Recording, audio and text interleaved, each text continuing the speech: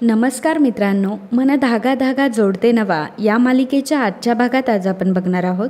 रेश्माने खाली फेकलेले पैसे आनंदी उचलते आणि ती रेश्माला विचारते की हे काय आहे मॅडम.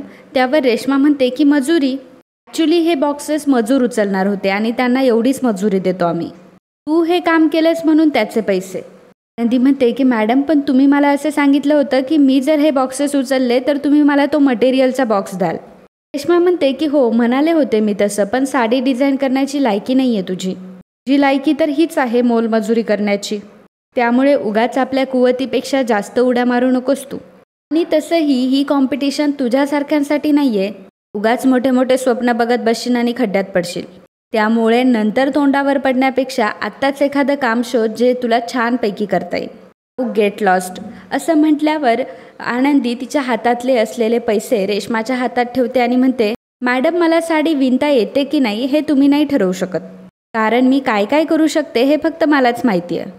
हे कामसुद्धा अगदी मी प्रामाणिकपणेच केले, पण तुम्ही तुमचं दिलेलं वचन नाही पाळलं. तुम्ही तर फसवणूक केली आहे माझी आणि दिलेला शब्द देऊन न पाळता तुम्ही कशा आहात हे सुद्धा तुम्ही मला दाखवून दिले. तेव्हा रेश्मा ही आनंदीच्या कानाखाली देणार तेवढ्यातच सार्थक तिथे येतो आणि रेश्माचा हात पकडतो. सार्थक रेश्माला विचारतो की काय चाललंय तुझं हे रेश्मा. रेश्मा हे जे तू काही केलंयस ते मला अजिबात आवडलेलं नाही आहे.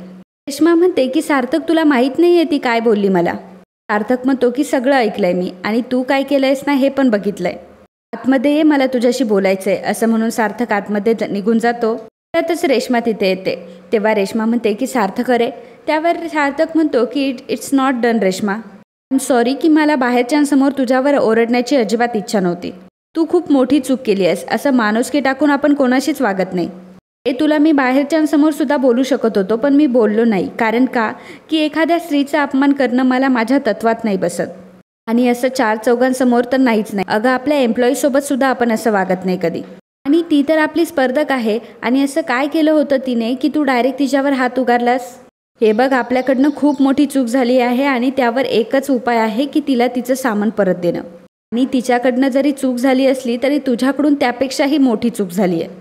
तिला ट्रीट करताना तू हे विसरली की तू माझ्या कंपनीला रिप्रेझेंट करतेस आणि त्याचा अर्थ असा होतो की माझ्या कंपनीने मिसबिहेव केलं आहे तिच्याशी आणि मी तर हे अजिबात खपवून घेणार नाही. रेश्मा अगं तू स्वतः एक डिझायनर आहेस, स्वतः एक स्त्री आहेस. तू असं कसं काय वागू शकतेस गं. बघ आपल्याकडनं खूप मोठी चूक झाली आणि त्याची भरपाई म्हणून तू ते सामान तिला द्यायचं आहे. रेश्मा माणूस जसा शब्दाने दुखावला जातो तसा शब्दाने जोडताही येतो. रेश्मा बोलायला जाते तेव्हा सार्थक म्हणतो की हे बघ मला आता काहीही एक्सप्लेनेशन ऐकायची गरज नाही आहे. मी आता बाहेर चाललोय, तू पण चल माझ्यासोबत. जेव्हा दोघंही बाहेर येतात तेव्हा सार्थक आनंदीला म्हणतो की आय एम सॉरी तुम्हाला खूप वेगळं ट्रीट केलं गेलं आहे. मी माझ्या कंपनीच्या वतीने आणि सर्वांच्या वतीने तुमची माफी मागतो. I am really sorry. त्यावर आनंदी म्हणते की सर इट्स ओके. खरं तर माझं चुकलं की मी दिलेला बॉक्स माझ्याकडनं खराब झाला आणि त्यामागे काही पर्सनल कारणं आहेत की मी ते तुम्हाला नाही सांगू शकत. पण माझ्या प्रॉब्लेममुळे ते खराब झालं आहे आणि मला पुन्हा मटेरियल मिळू शकतं का हेच विचारण्यासाठी मी इथं आले होते. सार्थक म्हणतो की इथं आल्यावर सगळं कळलंच मला. काही गोष्टी मी डोळ्याने बघितल्या आणि बेनारेनेही काही सांगितल्या होत्या. तुमच्याकडनं चूक झाली यापेक्षा मोठी गोष्ट माझ्यासाठी ही आहे की आमच्याकडनं तुम्हाला चुकीची वागणूक भेटली. पुन्हा एकदा मी तुमची मनापासून माफी मागतो आणि मी तुम्हाला हेही सांगतो की रेश्मा मॅडम स्वतः तुम्हाला सामान देते. रेश्मा काही बोलायला जाणार तेव्हा सार्थक डोळे वटारून रेश्माकडे बघतो. त्यामुळे रेश्मा चुपचाप गप्प बसते. तेव्हा सार्थक बेनारेला म्हणतो की बेनारे एक किट आणून द्या आणि रेश्मा मॅडम त्यांना देतील. बेनारे म्हणतो की ॲक्च्युली 15 बॉक्सेस होते ते सगळ्यांना वाटले गेलेत, त्यामुळे आता बॉक्स शिल्लक नाही, जरा वेळ लागेल. येवल्याला जाऊन यांनाच आणावं लागेल. त्यावर सार्थक म्हणतो की ठीक आहे मग रेश्मा मॅडमच जातील येवल्याला यांच्यासोबत. रेश्मा म्हणते की हो जाईन ना ऑफकोर्स. सार्थक आनंदीला म्हणतो की तुमचा प्रॉब्लेम सॉल्व्ह होईल, पण मॅडम तुम्ही सुद्धा यापुढे नियम आणि अटी लक्षात ठेवा. आनंदी म्हणते की हो सर थँक्यू सो मच. आणि आनंदी आणि शकू तिथून निघून जातात. इकडे अण्णा हे घरी आलेले असतात. अण्णा खूपच थकलेले असतात. मालती त्यांना पाणी देते आणि म्हणते की कशाला जायचं भाजी आणायला. अण्णा सांगतात की अगं मालती मला मार्केटमध्ये चक्कर आली होती. त्यामुळे मालती घाबरते आणि म्हणते की कशी आली होती चक्कर. अण्णा म्हणतात की ठीक आहे गं. तर अण्णा सांगतात की एका मुलाने मला मदत केली आणि त्याच्या कारमध्ये बसवून मला इथपर्यंत आणलं. ती सांगते की हो का, कोण होता तो मुलगा. अण्णा म्हणतात की होता एक असाच मनमिळाऊ, गोड, चांगले संस्कार असणारा, परोपकारी. त्याच्याकडे बघून मला त्याच्या आईवडिलांचा फार हेवा वाटला. मालती म्हणते की प्रत्येकाला दुसऱ्याचं सुख मोठं वाटतं. अण्णा म्हणतात की तसं नाही ग, पण ज्या मुलीच्या नशिबात तो असेल ना, तर ती मुलगी फार नशिबवान असेल. माझं चुकीचं असेल, पण क्षणभर माझ्या मनात विचार येऊन गेला की आपल्या आनंदीला का नाही भेटला असा मुलगा. ती म्हणते की प्रत्येकाचं नशीब असतं, आणखी काय. तेवढ्यातच लीना येते आणि म्हणते की आई मी जरा देवळात जाऊन येते. तेव्हा मालती म्हणते 1/2 किलो पेढे देवासमोर ठेव. अगं यांना भोवळ आली होती, पण ते सुखरूप पोचले घरी. तर लीना विचारते की काय झालं अण्णा. त्यावर अण्णा म्हणतात की काही नाही. आणि मग अण्णांच्या नंतर अचानक लक्षात येतं की त्यांचं पाकीट हरवलंय. अण्णा इकडे तिकडे शोधू लागतात, परंतु पाकीट कुठेच भेटत नाही. मालती विचारते की कुठे ठेवलं होतं तुम्ही, पण अण्णांना आठवतच नसतं की त्यांनी ते कुठे ठेवलंय ते. तर इकडे सार्थक जेव्हा पाणी पिण्यासाठी बॉटल घ्यायला गाडीचा दरवाजा उघडतो, तेव्हा त्याला ते वॉलेट दिसतं. सार्थक विचार करतो की हे वॉलेट त्या काकांचंच राहिलं बहुतेक, त्यांना परत करायला हवं, आणि सार्थक गाडीमध्ये बसतो. तर इकडे शकू आणि आनंदी बाहेर चालत चालत आलेले असतात. शकू म्हणते की ताई मला एक कळत नाही, त्या माणसाला चांगलं म्हणायचं की वाईट. दिवशी त्या पोरींबरोबर एवढे फोटो काढत होता आणि आज आपल्याला मदत केली, मला तर काही कळतच नाहीये. त्यावर आनंदी म्हणते की अगं ते आपल्या मटेरियलचा बॉक्स आपल्याला परत मिळवून देतात, हेच खूप आहे आपल्यासाठी. बघ आपण ह्या स्पर्धेवर लक्ष देऊ, कारण आपल्यासाठी ते जास्त महत्त्वाचं आहे. आपल्याला एक संधी मिळाली आहे शकू, आता आपल्याला त्या संधीचं सोनं करायचं आहे. शकू म्हणते की होय, हे तर एकदम लाखात एक बोललीस तू. आणि आनंदी आणि शकू दोघीही जात असतात. तर इकडे रेश्मा ऑफिसमध्ये बसलेली असते. तिला घडलेला सगळा प्रकार आठवत असतो आणि ती खूपच डिस्टर्ब असते. त्यावेळी केदार येतो आणि म्हणतो की आज ऑफिसमध्ये काय झालं ही बातमी आली आमच्या कानावर. खरं तर तू या गोष्टींची आता सवयच करून घे. मला जसं या स्पर्धेतून बाहेर काढलं ना, तसं सार्थक तुलाही काढू शकतो. रेश्मा म्हणते की केदार तुझ्यात आणि माझ्यात खूप फरक आहे, आणि एक गोष्ट तर लक्षात ठेव की ही स्पर्धा फक्त रेश्माच जिंकणार आहे. आणि त्या मुलीला तर मी असा धडा शिकवणार आहे की पुन्हा डिझायर होण्याचं स्वप्नसुद्धा बघणार नाही ती मुलगी. तर इकडे आनंदी अण्णांना सांगत असते की अण्णा त्यांनी दुसरं सामान देण्याचं कबूल तर केलंय, पण उद्या येवल्याला जावं लागणार आहे आणण्यासाठी. तेव्हा अण्णा म्हणतात की देवाचीच कृपा झाली. तेव्हा सार्थकसुद्धा वॉलेट देण्यासाठी आतमध्ये येत असतो. अण्णा म्हणतात की आनंदी तू स्पर्धेला जाण्याआधी सगळ्या गोष्टींची तयारी करून ठेव हा. तर आनंदी म्हणते की हो अण्णा, मी पहिल्यांदा आपल्या भाग्यलक्ष्मी बाईला बघते आणि त्या आडगळीच्या खोलीची पण जरा साफसफाई करते. तितक्यातच बेल वाजते. सार्थक हा दरवाजावर आलेला असतो. आनंदी जेव्हा दरवाजा उघडायला जाते, तेवढ्याच सावी आनंदीला आवाज देते की तू जरा इकडे ये ना. त्यावर अण्णा म्हणतात की आनंदी तू जा तिच्याकडे, बघ ती काय म्हणते, मी उघडतो दरवाजा. अण्णा जेव्हा दरवाजा उघडतात तेव्हा सार्थक समोर असतो. सार्थकला बघून अण्णा खूपच खुश होतात. सार्थक म्हणतो की हे बघा तुमचं पाकीट पडलं होतं गाडीमध्ये, तेच मी द्यायला आलोय. पाकीट घेऊन अण्णा खूपच खुश होतात आणि म्हणतात की गाडीत पडलं होतं का, मी तर विसरलोच होतो कुठं पडलं ते. अण्णा सार्थकला आतमध्ये बोलवत असतात, परंतु सार्थक सांगत असतो की मी आज जरा खूपच जास्त घाईत आहे, मी परत कधीतरी येईल तुमच्या हातचं वांग्याचं भरीत खायला. त्यावर अण्णा म्हणतात की ठीक आहे, आणि मग सार्थक बाहेरच्या बाहेरूनच निघून जातो. इकडे आनंदी ही अडगळीच्या खोलीमध्ये आलेली असते आणि अगदी तिची ओढणी खोचून ती कामाला लागणार असते. तेवढ्यातच अण्णा येतात आणि म्हणतात की आनंदी हे बघ, याला म्हणतात शुभशकुन. माझं हरवलेलं पाकीट पुन्हा सापडलं. आनंदी म्हणते की अरे वा, हे तर चांगलंच झालं. आनंदी म्हणते अण्णा मला हे सगळं काम उरकायचं आहे, मी करते. अण्णा म्हणतात की हो ते कर, पण आधी देवासमोर 1/2 किलो पेढे ठेव आणि सांग की सगळी कामं तुझी अगदी व्यवस्थित होऊ देत.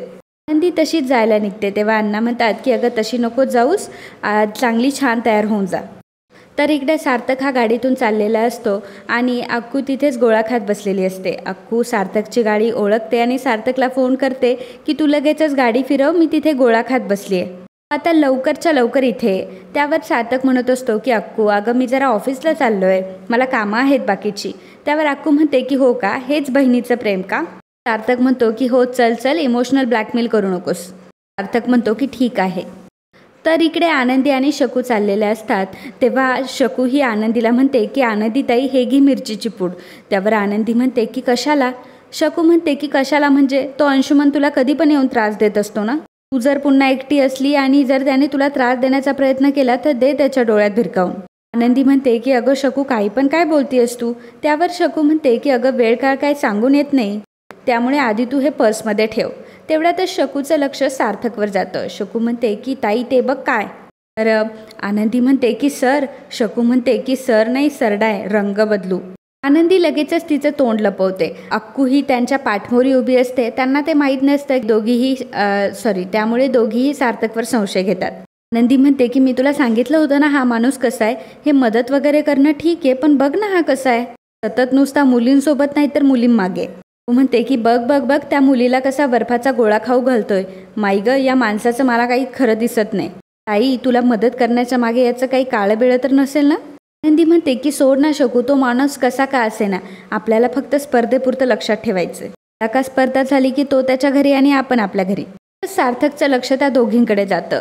तर सार्थक खरं तर आनंदीकडे न बघता आनंदीच्या ओढणीकडे बघत असतो आणि त्याचं लक्ष तिच्या ओढणीच्या गोंड्यांकडे असतं. तर शकू म्हणते की कसला माणूस आहे ग हा, समोर मुलगी असताना सुद्धा बाकीच्या मुलींना बघतोय, डोमकावळा कुठला. सार्थक विचार करत असतो की त्या मुलीच्या ओढणीला तेच गोंडे आहेत का. खरं तर हे अगदी तसेच गोंडे आहेत. आनंदी आणि शकू तिथून निघालेले असतात. आनंदी आणि शकू दोघी एका सुपर मार्केटमध्ये शिरतात. तर सार्थकसुद्धा त्यांच्या मागे मागे शिरतो. सार्थक इकडे तिकडे बघू लागतो, परंतु आनंदी आणि शकू त्यांना कुठेच दिसत नाही. सार्थक एका मुलीच्या ओढणीचा गोंडा चेक करत असतो, परंतु ती आनंदी नसते. तेव्हा ती मुलगी सार्थकवर भडकते आणि म्हणते की हे काय करताय तुम्ही. सार्थक म्हणतो की अहो, मी तर फक्त तुमच्या ओढणीचा गोंडा चेक करत होतो. लोक जमा झालेले असतात. लोक सार्थकला जाब विचारत असतात की तुम्ही मुलीची ओढणी कशी काय पकडली. लोक म्हणत असतात की तुम्ही त्या मुलीला छेडलंच कसं काय. सार्थक त्यांना सांगत असतो की अहो, मी त्यांना छेडलं नाही आहे, माझं ऐकून तर घ्या. परंतु लोक त्याचं काहीही ऐकत नाही. त्यामुळे सार्थक तिथून निघून जातो. शकू आणि आनंदी हे सर्व बघत असतात. त्यावर आनंदी म्हणते की बघितलं शकू, आज सुद्धा कुठल्या तरी मुलीची ओढणी पकडली. शकू म्हणतो की हो ना, आता त्या मुलीसोबत तिकडे होता आणि आता ह्या मुलीच्या मागे. आई ग, दिसायला किती साधासुद्धा दिसतो, पण एक नंबरचा लंपट आहे नुसता. सोड, जाऊ दे, आपल्याला काय करायचंय.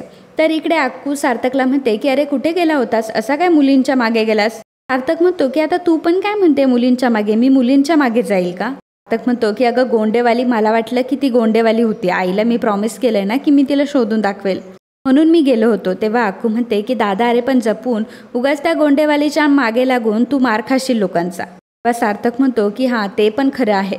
तर दोघेही तिथून निघतात. तर इकडे अरविंद त्याचा चार्ट चेक करत असतो. तेवढ्याच रुंदा आणि सुधा तिथे येतात. तर अरविंद सुधाला म्हणतो की सार्थकचं लग्न अजून झालं नाही आहे का गं. सुधा म्हणते की नाही. रुंदा म्हणते की भाऊजी, सार्थक अजून लग्नाला तयारच होत नाही आहे. तेव्हा अरविंद म्हणतो की त्याच्या नशिबात योग येईल तेव्हा तो नक्कीच तयार होईल. सुधा म्हणते की खरंच आपण सार्थकच्या नशिबात काय आहे ते जाणून घ्यायला पाहिजे. त्यावर रुंदा म्हणते की हो, आपण शास्त्रींना बोलूयात घरी. सुधा म्हणते की ठीक आहे, उद्याच बोलवते मी त्यांना आणि सार्थक आणि आकांक्षाची पत्रिका पण दाखवते त्यांना. एखादी सुशील, सुसंस्कृत आणि सार्थकला समजून घेणारी मुलगी मिळू दे रे देवा. आणि मित्रांनो, आजचा हा भाग इथेच संपतो. पुढील भागात आपल्याला पाहायला मिळणार आहे अंशुमनने आनंदीला पुन्हा गाठलेलं असतं. अंशुमन आनंदीला म्हणत असतो की माझी दारू संपली, आता मला दारू घ्यायला पैसे दे. अंशुमन हा जोराचा आनंदीला ढकलून देतो. तेव्हा सार्थक तिथे येतो आणि तो आनंदीला आधार देतो. अंशुमन म्हणतो की हे कोण आहे रे. त्यावर सार्थक जोरात अंशुमनच्या कानाखाली देतो आणि तो अंशुमनला म्हणतो की खरं तर मी कधीच कोणावर हात उठवत नाही, परंतु कोणी जर एखाद्या स्त्रीशी गैरवर्तन करत असेल तर माझा हात थांबतही नाही. आणि जोरात तो अंशुमनच्या कानाखाली ठेवून देतो. तसा अंशुमन जमिनीवर खाली पडतो. तर आनंदी ही बाजूलाच उभी असते आणि सार्थक आनंदीची खाली पडलेली ओढणी आनंदीच्या अंगावर टाकतो आणि तिची इज्जत वाचवतो.